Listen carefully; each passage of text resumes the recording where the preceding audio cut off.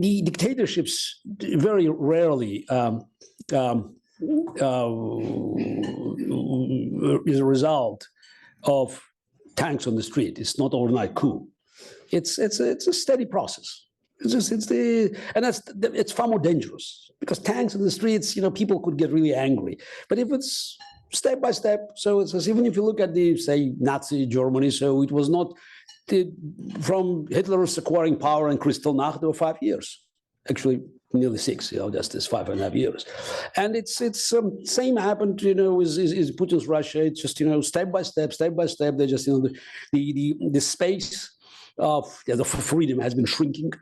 With one law, with one regulation, with one, this says you have to read it this way and that way. So there's a comma here, full stop there, and suddenly you end up with regulations. It's all under the law, but the law is very different from one that was 20 years ago, and the same person still in power. So, and this was, I was kindly invited by Russian investigative committee to testify on a major political case, and I decided I would not try my luck.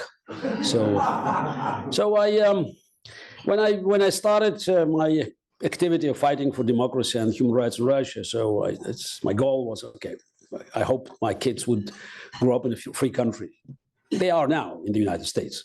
They were born, my daughter was born in 2006 in New York, our son in 2015. But what I couldn't imagine is that there would be a day where I will have to apply my knowledge and experience fighting for democracy to this great country.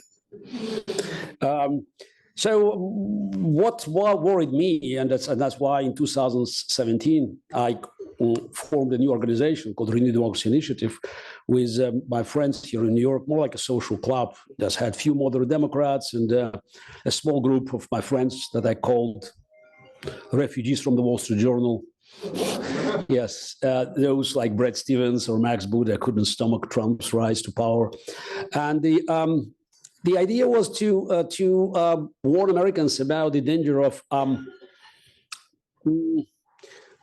polarization, or I would say tribalization of politics, where the debates become, it's irrelevant because you're not listening to the person on the other side.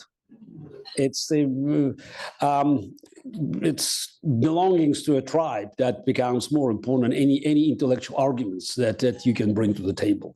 So I believe that America was, was just entering a very dangerous zone of being besieged by the radicalism from both sides. You had one side challenging the liberal democracy as an institution, on the other side challenging the market economy. Two fundamental pillars of America's success have been challenged for ideological reasons, but from opposite sides. And that's also something that it's probably not well understood, is that democracy doesn't die being attacked from one side. So going back to Nazi Germany, it's like a popular belief that Hitler won elections. He never won elections. He won plurality. So the highest result of Nazi Party in November 1932 was just over 37%. The problem is that in the same elections, communists made 16, which meant that more than half of the German electorate voted against democracy.